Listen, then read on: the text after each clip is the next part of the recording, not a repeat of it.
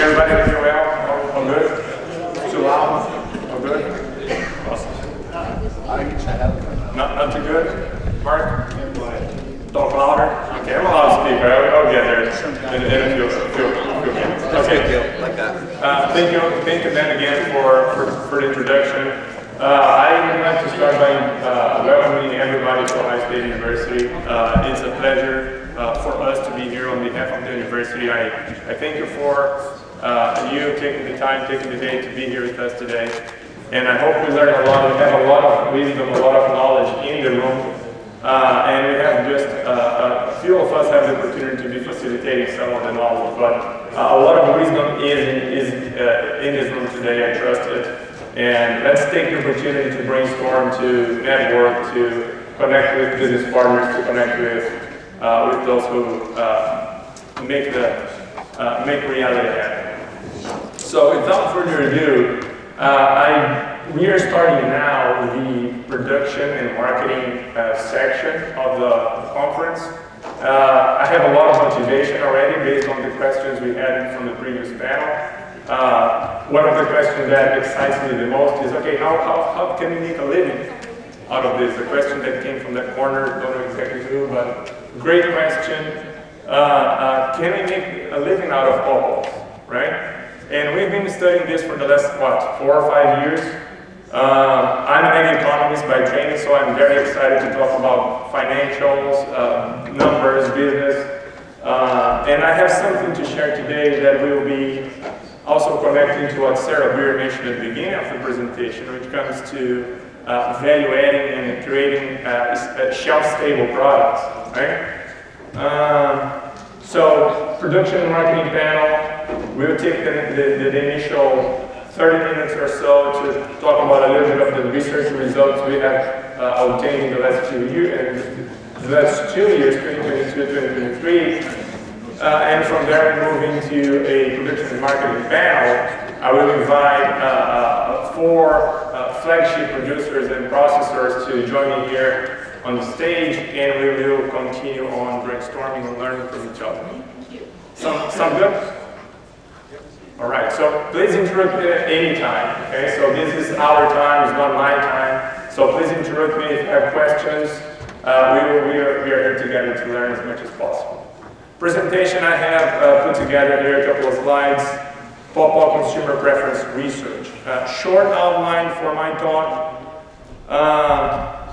First, I want to emphasize and go over quickly OSU-led projects and the team that we have at OSU dealing and working with Pawpaws. All right, so I will present quickly some of these individuals that have made a difference in the last few years. Then I will jump into consumer preference experiments. We'll talk about preliminary results we have in 2 specific experiments we ran in 2022, 2023 during the Ohio Pawpaw Festival down in Albany, Ohio, near Athens. 2 experiments, one with Pawpaw puree and one with frozen dessert, or 2 frozen dessert formulas. And again, a little bit of our effort in finding stable products that can be commercialized year long, not only during the season as it is the case for fresh produce. Once we cover these results, I will connect back to what we've been speaking for the last 4 years, which is our roadmap, our strategic map for entrepreneurial success in the pawpaw industry. Right? So we designed a quick and short summary with 4 macro strategies and a set of projects that the association and its members can work together to make this industry gain space, gain momentum as we move forward. So we'll put in perspective the contributions from this talk to the industry success. Now, let's get in business. I want us all to recognize the importance of many colleagues we have at OSU working with Pawpaws. One of these individuals is Brad Birdford, now at Brandon. Is no longer with us at OSU, but he started this whole effort, I would say, here at OSU with us, motivated many of us. Thank you, Brad, for that. Brad helped us establish 2 experimental workshops at OSU, one in Python and one in Columbus. We started best cultural practices, investigating best cultural practices at that time. That was what, 2019, 2020 approximately. Joe Shearings is here with us as well, a wealth of knowledge in plant physiology. Has worked in the last few years evaluating the best cultural practices in post-harvest handling. Interested in evaluating food compounds and food safety research. Some of this research is in development. We will have results soon to share, and I'm confident that Joe will be happy to share some of these results when it's time. We have Chris Simons from the Food Science Department.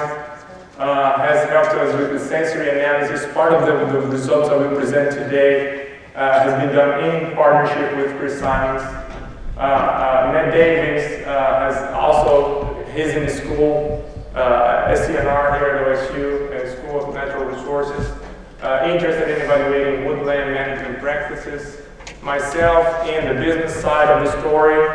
Then we have Rafael Jimenez Flores. He helped us develop frozen dessert formulations and produce those formulations excuse me, for the experiment we ran last year during the Pawpaw Festival. We also have Sarah Francino working extensively in so many projects led by Matt Davies, myself, Chris Simons, Joe Shearings, and Chris Simons as well. So Sarah, she has been instrumental at developing and doing the heavy lifting behind the scenes in many of the projects we have. Then I have Sam Hoffman. Sam Hoffman is a student from the Food Science Department, also a young individual who has tremendous power, tremendous capability to grow in the next few years, has done some tremendous work in the Pawpaw segment as well. Then we have Ashley Sodovini. Ashley, we couldn't have made any of the experiments done during the Pawpaw festivals without her. She was our operations leader at making those experiments take place and happen in a rather unusual type of setting, because most of these sensory evaluations are done in labs. We adapted, she helped us adapt our protocols, our research protocols to make it happen during the festival. Annie Shannon from OSU Extension, also here on my left-hand side, instrumental at helping us bring the word, translate the research into practical knowledge to you guys. She has led some work in pollination practices. We will be hearing from her, and also pollen storage methods. We'll be hearing from her this afternoon, along with Sarah Francino, as you can see in the program there. Dan Lima, also here on my left-hand side, has done tremendous work in the extension front, and being possibly the most important person at putting this event together for all of us. And Carrie Brown as well, also in the extension side of our team, doing tremendous work in the extension front. So please recognize these individuals. They've been instrumental at OSU to carry OSU research and extension work in the last few years. Now this team, this very same 8 individuals, we've managed to bring funding from several agencies. And here I have a list of 3 of these projects. We have another minor or small scale project also funded through a growers association here in the state of Ohio. But these projects, they've all been, we brought funds in-house to develop research based on these programs. And if there is anything concerning in this slide, which is also is a good thing, we've been able to carry these projects forward. If there is anything concerning here, it's just the timing. So as you see, one of these projects will end by October this year. Another project runs until January 2025. and we now need fresh blood, fresh ideas, fresh efforts to bring more resources in-house and continue working diligently in Pawpaws. All right. So these are some of the projects, the team, OSU team, and some of the projects we have in place.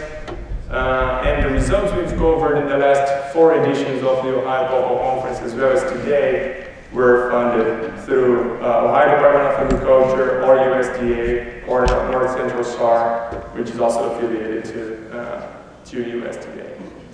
Now, without further ado, let me jump into the results from the consumer preference studies that we conducted during the Pawpaw festivals in 2022 and 2023. Now, first question, why to study consumer preference for manufactured items? I mentioned that we did these experiments for 2 items, Pawpaw puree and frozen dessert, Pawpaw ice cream, if you will. So why? So you probably heard me talk about this before, and Sarah gave us a hint here this morning. Well, fresh food continues to propel demand. We know that. We've learned that from our survey. Last year I presented some preliminary results, but we also know that seasonality and perishability prevent us from selling year-round. So what is what route can we take forward? Right? So let's look into value addition. So value aggregation lies in shelf-stable products and other types of manufactured items.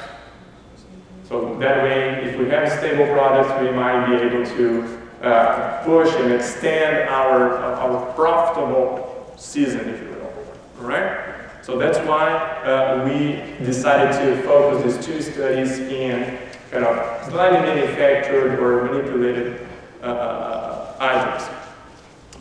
You also heard me saying this before. Sorry for the small font. I will read it for you. USDA prepares and releases the U.S. food dollar value chain study every year. Right? Every year they release that. There is a 2-year lag, but essentially that study repetitively shows us that value aggregation is not necessarily in farm production.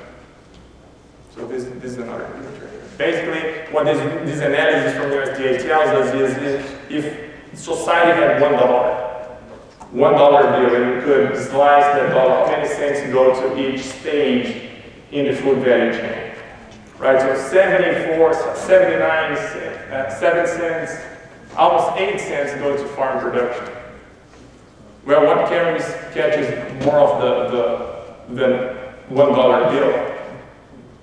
Manufacturing, packaging, 17 cents, and food services, 34 cents. So what I'm trying to make the point here is not only because we need shelf-stable products, but also because we are chasing the money. Where is it at? Well, it's in the stable products, it's in the food service industry. Right? What is other? That's 17.8%. What's other? Other counts for energy, finance, and insurance, advertising, and transportation. All right? Cool. These are the reasoning for us to focus on these 2 items, as I mentioned. Moving forward. First experiment 2022, discrete choice experiment with 182 participants during the 2022 Pawpaw Festival in Albany, Ohio. Here's us, this is Chris Simons helping us in the experiment. These are study participants. Here you have Ashley, Sam Hoffman here helping in the experiment. And people lined up to help us and be guinea pigs in our experiment. All right? So basically what we did, we offered people 2 formulas, 2 different Pawpaw purees, not telling them what it is, all right? In addition to a set of other attributes to see how people would react. After tasting the Pawpaw puree and evaluating these attributes, people would indicate which choice they would prefer. Product A, product B, or say no. Well, if these are the only 2 products in the market, I'm not interested, thank you very much, I will buy something else. So participants did that, participated in this experiment twice. So we offered them 2 opportunities to show their preference over these products. And we were just handling these unknown, these unlabeled samples, pouring them in little cups, 2-ounce cups like this, and asking them to demonstrate their preference. So here are the attributes and levels we use. So here are the samples. We had a control sample, puree plus 1.5% weight-by-weight fructose addition, or puree plus 3% weight-by-weight fructose addition. Sustainability standards are either verified or absent by the the North American Pawpaw Growers Association, an eventual third-party entity that can verify sustainability standards, or sustainability standards being verified by USDA, right? Product of origin coming from independent grower, a growers alliance, a large-scale enterprise, and a range of prices, okay? So this is how, so there is a rigorous statistical methodology behind the scenes that I don't want to bother you with. Here are some of the results we had, and I presented this last year, slightly different, but basically what we have here, it's showing us that people are interested in paying for pawpaw puree that has been added with some additional sweeteners. They're interested in buying pawpaw puree that has been verified in its sustainability standards. And it does not come necessarily from a large-scale enterprise. They prefer paying for products that come from independent growers or growers alliances, which is an interesting thing for considering our reality in the world. So when we evaluate relative importance for the pawpaw puree, one interesting thing that made primarily the food scientists interested in this study is the fact that taste is not necessarily the most important product attribute. Price is important, but people care about verification. People care about origin, where the product comes from, where verification, if it is verified sustainably or not. Interesting result, very interesting for food scientists in particular, because they tend to believe, okay, if we have an outstanding tasty product, it will sell, it will fly out on the shelves. Well, not necessarily. People care about other attributes as well. Now, I will skip this slide for the sake of time, but basically just shows us the relative effect within each attribute, okay? But the reading is similar to what we had before. By the way, these slides will be available to everybody, okay? I have a QR code towards the end, you can scan it, it's going to be available to you. If not, I can email that to you, no problem whatsoever. Now, let's jump into the second experiment. This is conducted in 2023. Same principles, same idea, but we were looking into frozen dessert formulas. Choice experiment of 224 participants this time. Same situation, same location actually, same tent. People lining up to help us out. Same group running the experiment. Here's some individuals helping us with taking the survey. Here's Ashley making it happen. And here is the choice set we asked this time around. Same idea, right? So we don't want to tell participants which formulas they are tasting, they are being offered. But in addition to the taste sample, to the dessert sample, there were some additional attributes, all right? Same idea. We present this to individuals in addition to the samples and say, if you were in the market for a pawpaw frozen dessert, which formula would you prefer? They would indicate their preference using these little boxes. They can certainly opt out because that's what happens in reality, right? So you go to a grocery shop, you don't find what you want, you just turn your back and go elsewhere. We did that, presented participants with 3 choice sets this time. Now, these are the formulas, again, coded, so they don't know exactly what they were tasting, so they would indicate reference using a bullet, or this actually was digital, it wasn't in a tablet. Now, same ideas, here are the attributes included in the experiment. We had a sorbet formula and an ice cream formula. Sustainability claims verified or absent. Similar entities, the North American Pawpaw Growers Association, third party, USDA. Organic certified or not, these are usually relevant attributes for dairy products. So we decided to include that this time around, and price per pint. Now, strikingly, this time around, people did not care much about other attributes except for taste and price. Don't worry too much about these columns, just notice that this is statistically significant for the sorbet formula. Price, statistically significant or opt-out. So when we estimate willingness to pay estimates, we have a statistically significant value for the formula. Oh, I should have said one thing, I'm sorry. There is one slight difference between this experiment and the Pawpaw puree. So I mentioned that they were offered 3 scenarios, okay? In the first two scenarios, they were asked to say, I prefer this product versus that, very regular, it's the same way we did for the Pawpaw puree. In the third try, in the third choice set, we asked participants, would you buy this? You can buy it because there was a $5 incentive to participate in this experiment. So in the third round, you say, would you give up your $5 incentive and take a pint of ice cream of your choice with you? Well, some individuals decided to take, some individuals decided not to. And then what happened is, out of the 244 individuals that participated in the experiment, only 87 decided to purchase, and 157 decided not to purchase, okay? Possibly because our formulas were not so tasty as we anticipated, and Valerie has helped me and provided some feedback. You had Sarah made them. What? You should have had Sarah make them. That's right.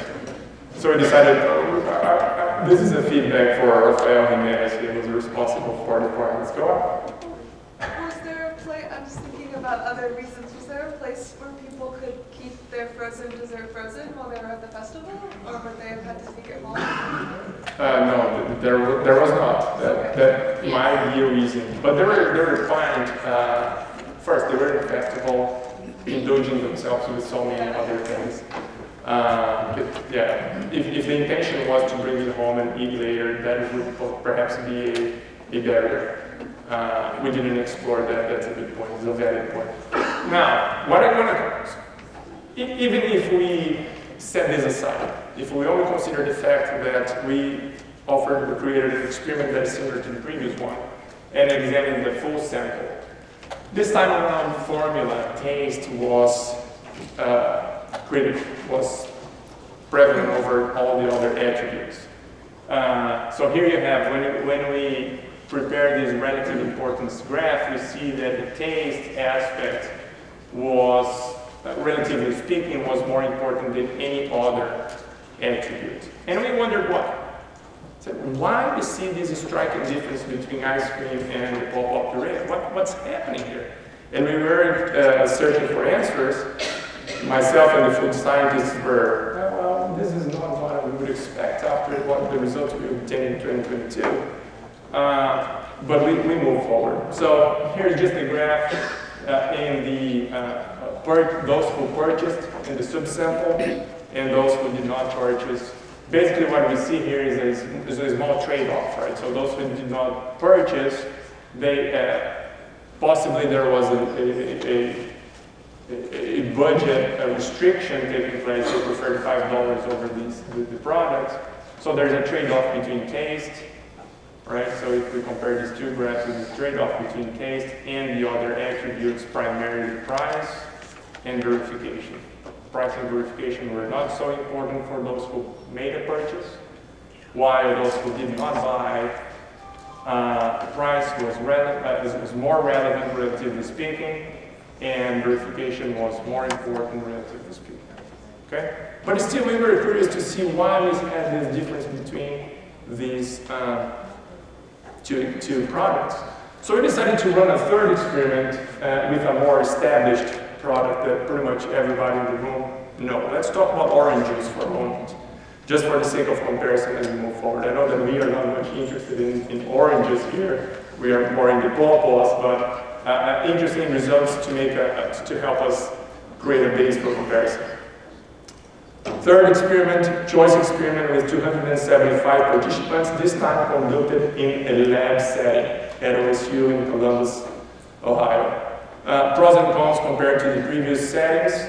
Now, this time around we are in a lab, so we have more control over the experiment.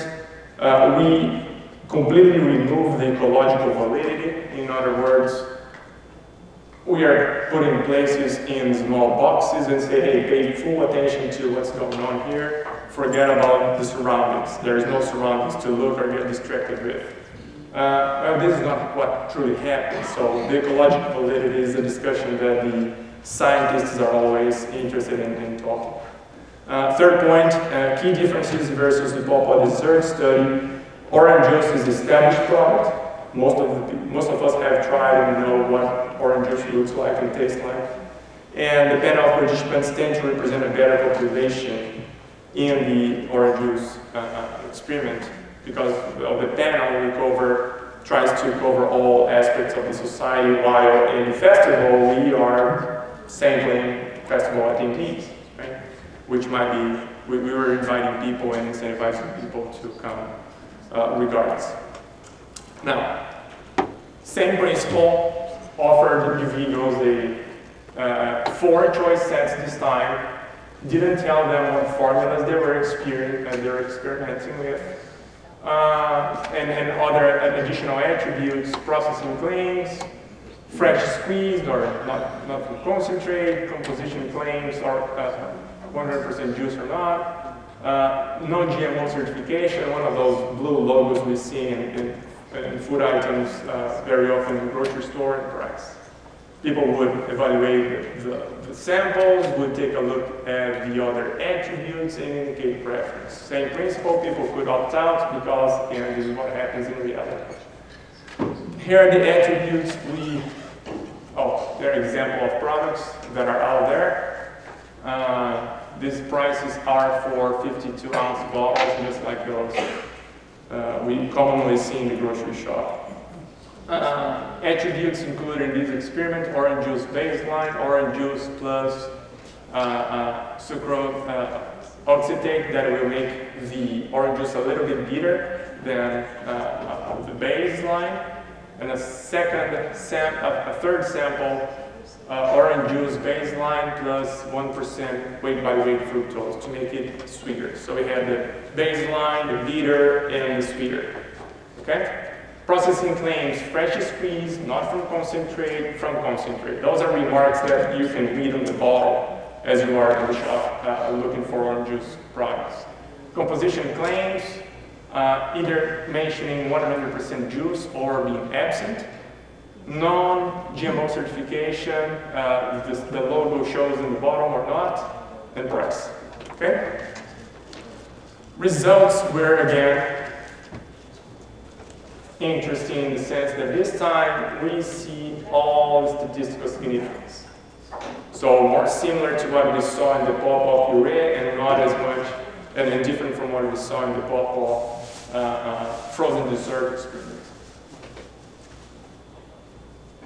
When the formula is bitter, people are less willing to pay, 80 cents per bottle. Sweet formula, 60 cents more, they're willing to pay more for sweet formulas. Fresh squeeze claim, people value more that type of that claim on the bottom than anything else. For 100% juice claim, also a relatively considerable amount. People are willing to pay more considered compared to not having any sort of claim. Oh, I'm pointing to the wrong line here, sorry. Not from concentrate. $1.65. But the point here I want to make is now we see statistical significance again. Similar to what we saw in the Pawpaw puree and different from what we saw in the Pawpaw study. Here are the relative importance facts. Price being the most important attribute. So if orange juice was a little bit cheaper, people would buy more. Taste being important but not as important as processing. And again, we have this interesting aspect. Okay, taste is important but not the most important attribute in orange juice products. And we were then considering why. We were trying to dig for reasons for these results, and here's an interesting point that comes back to Pawpaws, comes back to our reality here that we need to consider quite from the get-go as we did our development products, develop manufactured items, looking into shelf-stable products. Market literature has done some work, and there is some interesting findings showing connection between unhealthy and tasty. Basically, if we are in a market for an unhealthy, unhealthy item or junk food or whatever we can, whatever label, bad connotation label we want to put into it. Unhealthy connects to tasty. So when people go after unhealthy foods, they really want to experience taste. And the opposite is true. So if people are more interested in functional foods, people do give up some taste over other attributes. People are willing to give up taste for other attributes. That's quite interesting. This is a study. There are several papers coming from these groups of researchers indicating this. So if we could use the same principles, right? So if we could draw a line between utilitarian foods and hedonic foods, there's a continuum of different types of products. Well, we could imagine, where do we put puree, where do we put frozen desserts, and where do we put orange juice? And we were brainstorming and said, well, when people buy Pawpaw puree, they are not necessarily trying to indulge themselves. They are interested in evaluating the attributes. Most likely people are buying puree to produce something else, to mix in a drink, to make a pie. So we are interested in the components. We are interested in digging deeper into what is in here, right? In frozen dessert, it's the opposite. Frozen dessert is just, right? So we are in ice cream for the pleasure, for the indulgence of or the taste that it might carry. And orange juice, most of the time we are in orange juice because it's healthier than a soda. It doesn't taste as good, but again, okay, I'm into this because of the utility derived from this product and not for the taste itself. So this is something that we are still building on, but this is what it looks like, which helps us explain why the taste attribute grows from the utilitarian. Okay, so this box relates to this little dot here. Taste becomes a little bit more important as we move in the line towards hedonic foods, where frozen dessert is the most important, taste is the most important attribute. So our findings pretty much reinforce the findings or the discussion that these marketing scholars have discussed in the past. And we find it quite relevant and bring this as an information to you, trying to make it sense for our reality here. Again, if we are here discussing opportunities for manufactured items or Pawpaw puree, there might be some differences or aspects that we need to consider. Okay, so if we are talking about more utilitarian, if we are talking about puree, maybe the association itself can help us build these additional attributes that are equally or more important to the decision-making process coming from the consumer than taste itself. Now, if we are four or five, six of us are getting together to produce mass Pawpaw ice cream, well, now then we better take care and make sure that our product is tasty, because that's what seems to matter most for consumers out there. Not so much the other attributes, but taste. Taste matters. Okay. With that, I want to wrap up saying that we are continuing to work on the roadmap for industry success. This is a material that we shared in previous editions of the Pawpaw conference. This is currently under review in a scientific outlet. Will be out shortly. But our contributions necessarily are focusing, talking, and we are trying to add value in product development. So depending on what we are discussing, depending on what we are developing, we need to take care of different aspects of these products. Okay? Establishing an ambassadors program in terms of having one or few among us who might be willing to take the lead in developing new formulas, new products, new tastes for Pawpaw products, and perhaps facilitated by the association, creating this, making this individual an ambassador in a specific front, as we will all profit from it, all benefit from it. And perhaps having the association facilitating these connections, creating these institutional relationships. So with that, as I mentioned before, with that I wrap up. I don't have anything else to present at this point. I'm sorry that I'm a little bit over time. I want to make sure that we have plenty of space for the Pawpaw producers and marketeers, participants.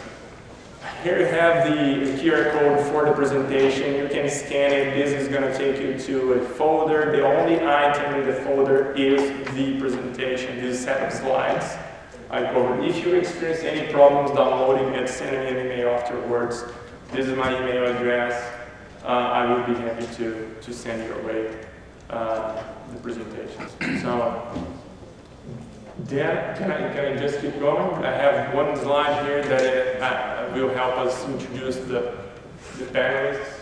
I think we're going to break for lunch. You want to break? And then get the panelists put together. That works. Can you bring that code back up? Oh, sure. All right, so the instruction I received here is we have a break for lunch. Production and marketing panel will follow lunch. I'm sorry for being standing between all the good presentations we had in the morning and lunch here.